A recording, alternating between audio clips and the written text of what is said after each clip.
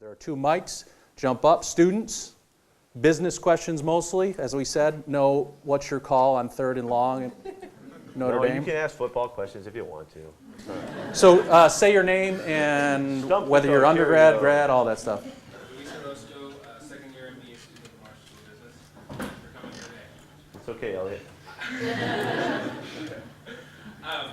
I had an opportunity to attend your Peace March over the summer, and I was also inspired to see the piece on 60 Minutes and come in and do any work in working with inner city youth and addressing some of these issues of crime and violence. As we know and we've witnessed through sports history, sports has been the driving force in getting kids up or out of poor neighborhoods and into academic institutions. My question to you is what techniques you use, what methods you use to keep them engaged in school and not just focus on sports so that they can excel academically and keep their place on the team? Well, there's a big issue here. The kids are so scared, as in their daily lives. That's why the attendance records are ridiculous. In the really bad areas, 50% of kids go to school because they're afraid to go, and they're afraid to be there, and they're afraid to go home. Because everything about it is leaves them in fear. And so, what the idea here is to try and quell the frightening aspect of the community. So there's more of a normal flow to school in the back, and where kids have a mentality that they're going to be okay. And you have to give them hope that everything's going to be all right. So that's a big issue for us. As far as it doesn't matter whether you're an athlete or not. The athletes do somewhat get a free pass. That's where there's it is a great way for them to operate, even in the school setting. Not that they're all going to wind up in the NFL or any of that kind of stuff, but they do get maybe even necessarily a free pass in just the school, but from the other kids in the community, particularly if they're effective. They'll. It isn't always the case, but generally that's kind of how it goes. So they have a better way. But the regular kids, we just have to create an environment that allows them to feel more comfortable so that they can get in a more normal type of interaction with the school environment and all that is offered. There are so few programs that are successful and so few approaches that are successful because the people just won't go. They won't go and work in those areas because the people going in are scared too. So it's a very difficult spiral they're in. Rory, other side. Hi, Coach. I thank you so much. I'm sure all of us would love to thank you. Thank you for being here. We're all big fans. I'm Rory Lipsky, graduating MBA student in a few weeks. I have 2 questions. The first one is sort of talking about getting people to buy into your vision. If you could sort of talk a little bit about that from like a personal level, how you get your family, your friends, and those around you to believe that, especially during some of those challenging times. Yeah. And then maybe if you could speak a little bit about the interaction when you have found some of these individuals that you were mentioning, the ones that were calling the shots. Maybe describe how you changed their mind, what the relationship in that regard was like. Yeah. First off, I know that I don't speak all of the right words in the right order all of the time, and that I don't have the greatest delivery and all of that, and I don't bank on that. What I do bank on is exchanging the energetic message through what comes out of my heart in terms of passion and the energy for what we do. For this reason, to me, it's like when you have a leadership opportunity, you have the opportunity to be kind of like a searchlight on one of those spotlights on the coast, for the boats and all. That light moves and goes around. It doesn't care what it's shining its light on. It just keeps working. It just keeps doing it. It just keeps going around and around. To be there, constant. And that illustration to me is I have to live the philosophy in everything that I'm doing.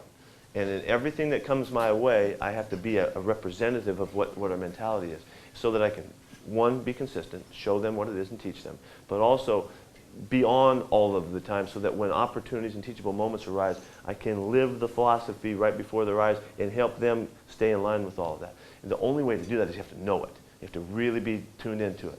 The philosophy is kind of like railroad tracks for me. If you're rolling down, you're on the tracks, everything's fine. You get off the tracks, the ride gets real bumpy. You got to know when it's getting bumpy so you can come on back. So you can correct and stay on course with what you're all about. So that's the simplest message, is you have to live the philosophy to convey it really, really effectively. So but you got to go with your strengths. My strengths aren't the big speech and all that kind of stuff. It's how many ways I can creatively come back to the message, to continue to tap in every single aspect I can, to compete to get the words across, the mindset across, the mentality, so that we can share a like way of thinking and all. Okay. And the other part was about, with kids in the street. I can only do what I do, the best way possible, to compete to be me is best way possible. So I can't go over there and be something different. I go do exactly the same thing. So if I'm talking to a kid in the streets or talking to a group, we talk about what's going on. Listen to what's going on and keep listening until you get a sense for where they're coming from, and then try to give them a sense of hope that they could possibly turn things differently than they are. Give them a chance to connect or draw them out of where they are so that they can see what they need to see, so that they can create a new way of looking at the world where they can find something to be hopeful for. There is not much hope in I'm going to die or I'm going to jail. That's hopeless, And so we want to create hope and give them a chance. So whatever that takes, and it's no different than dealing with a dissident person in your group or your program or in the streets. You have to outlast them. You have to be more powerful than they can be at holding on to the hope and the vision that they can live to. So, to me, it's all a competition, and you battle with them. You won't give up. Yeah.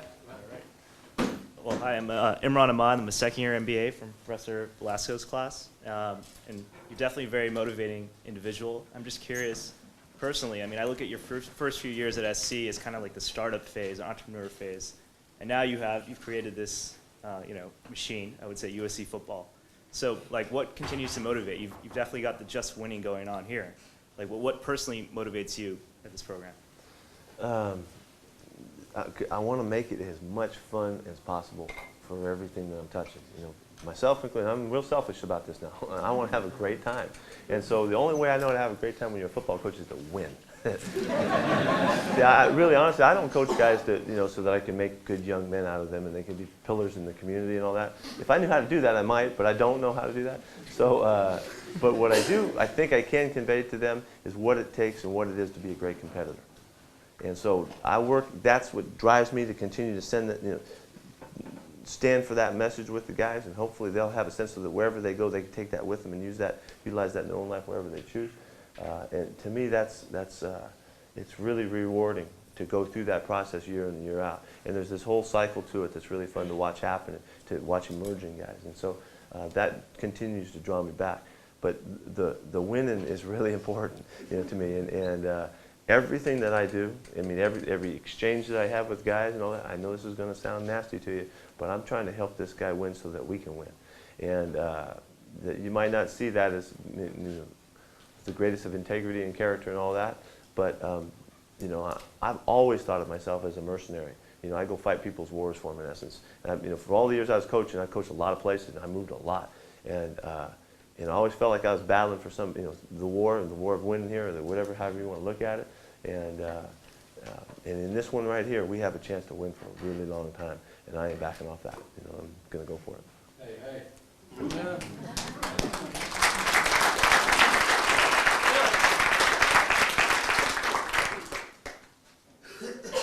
Okay, I think you already know who I am, but I'm Warren Jones, senior at Crenshaw High School. And I have two questions kind of. Only get one, Warren. Okay. Pick a good one. Hey, I'll give Warren, one you said question. you come to the SC, you got two in my book, man. Okay. Well, the question that I'm really curious about to hear from you is that I became student body president at my school about a year ago. I think it was this month or next month when I became student body president. And the issue that I kind of been having is that the rest of the students in my council, they've been going to school with each other for just about all since they've been in high school. And I came into the school, I'll say it was about a month left in my sophomore year, so I haven't even been at the school a full 2 years yet. So I kind of feel at times that I don't have their trust completely because they don't really know, kind of what to expect of me compared to if their friend would have won the election, then, they would have trusted him a lot more. I think things probably would have been a little different. But at times I just feel that their confidence in me and their trust in me, even though other people say you're doing a good job, but I always look at things, you know, kind of based off, I read different leadership books, and leadership has become something that's big in my life. And, you know, like I said, I'm in other groups with business, starting a company, and it's always that leadership aspect. But with my council and it involving so many different people and with a team, it's almost interchangeable. You know, so many different personalities, so many different personal issues that may go on with people that may affect their performance. And I feel like at times, you know, even when one person isn't doing well, I feel like, you know, at times I'm not doing my job right, because I feel, how can I be motivating them more? Am I being enthusiastic enough? Am I here enough? Am I listening enough? You know, so my question to you is just basically, how can I basically boost the chemistry, you know, between me as the leader and between us as a group? The first thing that I think is really important is that you get to the truth of you. The truth is, you came into a situation, and we all know how difficult high school worlds are, and especially for the new kid coming in. The truth is that you were able, in a short amount of time, without all of the background and the history, to influence people to put you in the position to be their leader. That's the truth. That's a remarkable accomplishment. It's a remarkable accomplishment. You need to own that truth. That's facts. Now, if you want to back off from that and say, well, yeah, but they, you know, maybe I stuffed the ballot box or whatever, you know, I don't know. But, you know, if you want to back off in accepting that, then you're going to have doubts. But this is a really important thing for you to realize. This is an extraordinary accomplishment. They did this because you earned it and you deserved it. And so they've sanctioned you, in essence, as being this student body president, first off, so that you act in accordance with that and accept it. It's a very cool thing. And I don't think I've been doing a good job at that, as far as because I'm still at the point where, you know, I'm kind of getting used to all the, like, just being in a room full of successful people. I know just about every single person in here is either highly successful already or getting there. So just that, you know, I mean, I come up here, like you said, is that Warren Jones from Crenshaw High School, like things like that, and having all the eyes on me. I think I've been really focused on that too much, instead of really looking at it like the way you just said. Like, I've been able to do something that a lot of people wouldn't have been able to do. The truth is, you're in an extraordinary university, in the Marshall School of Business, and you're excelling in this class as well. That's the truth. And there ain't many people in high school that could do that. You need to own the truth. This is no big, I'm not making nothing up. This is just what is. When you can allow yourself to accept that, now you start to accept a vision for what you are and who you are. And once you get comfortable with that, it's okay to be humble. I mean, we don't want you to be anything but humble. But the truth is what empowers you to keep moving. And the more that you own that truth, the more you will affect the people around you. They'll feel you. They'll sense you. That's what leadership is. People want to follow. You know, they're willing to. They know that something's going on here that draws them to your direction that you're going in. It is just live it. Accept it. Now, being humble and being a little bit down, that's why you need to be coached a little bit. You know, that's what coaches do. They help you stay on course. They help you become what you can become. We're all going to watch Warren, right? There's no stopping you but you. That's really, it's really the truth. And when you own that, then all of the things you're concerned about and helping other people be the best they can be and feeling more comfortable with yourself, everything will expand. Everything that you do will expand. And it's frightening sometimes. Yeah. It's scary. It's scary, you know, but it's real. We're going to be watching Warren, I promise you now. Thank you. I appreciate it. I appreciate all your advice, and everything that you've said today has been something like a godsend, because some of the things you were saying were just like talking directly to situations that I'm in right now, and I appreciate this opportunity more than you could possibly imagine. So thank you. Way to go, Warren.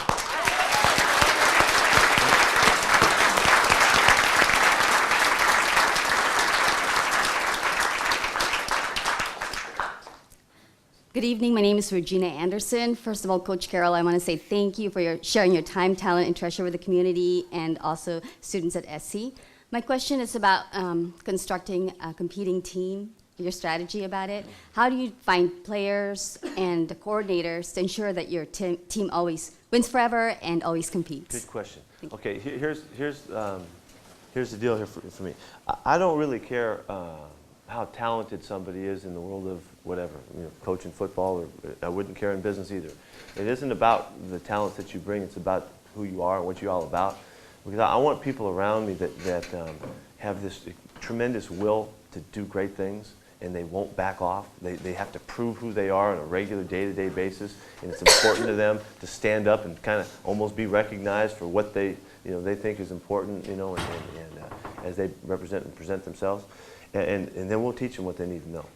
So the way it works is to get people that are driven, that have an energy about their world and affecting the people's world around them, and then we can do most anything. And we can learn the stuff. On my staff right now, I'm not sure of this, but I think it's 6 or 7 guys who are part-timers, administrative assistants that have worked their way up through our program. And they, in essence, when they came on young, they were kind of without a philosophy. They were indoctrinated into the philosophy, and they just live it now. Well, they're powerful messengers. They're powerful disciples for us, and we've taught them the football.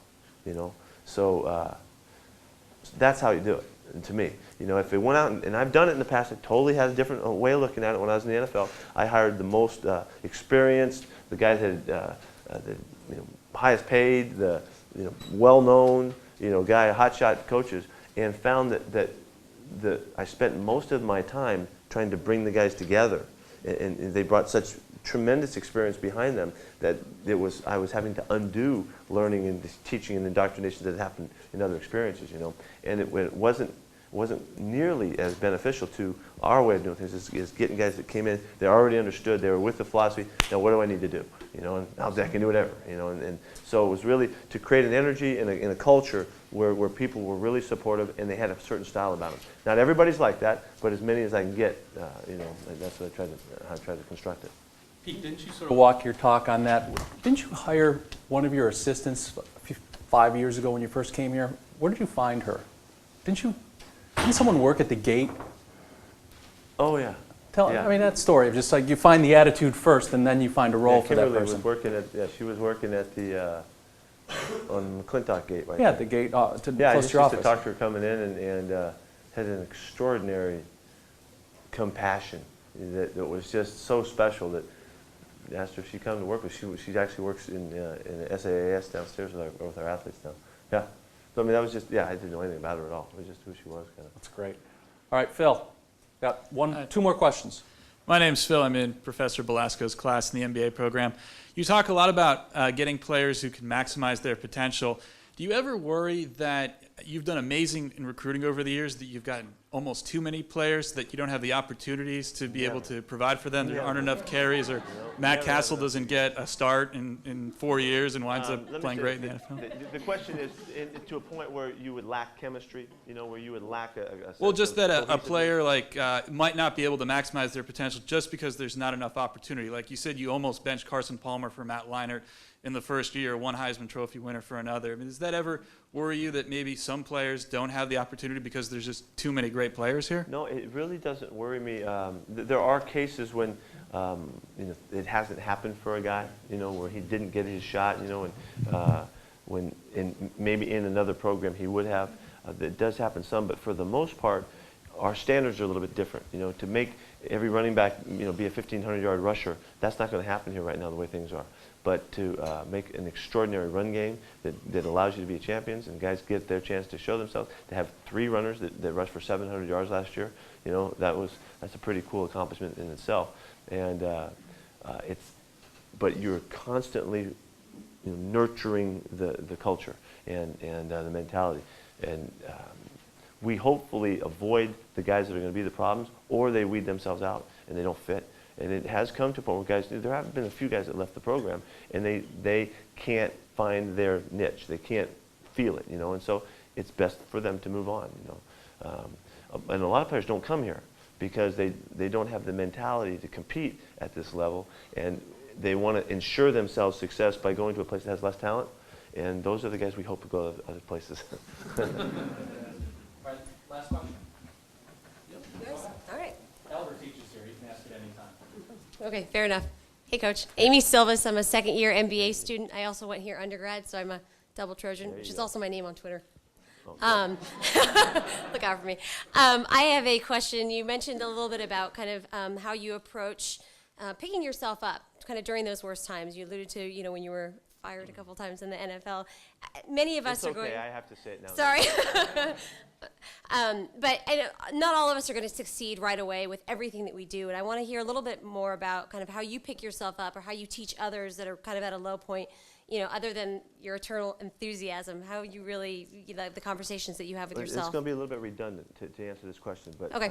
For you. But That's fine. let me give you an example. Talking about when things were down. We played the game that Dave talked about against Texas a few years ago. I was there. We go to 19 seconds, 4th and 7 on the 7-yard line. We tackle the guy one more time. We're the 3-time, whatever, all that stuff.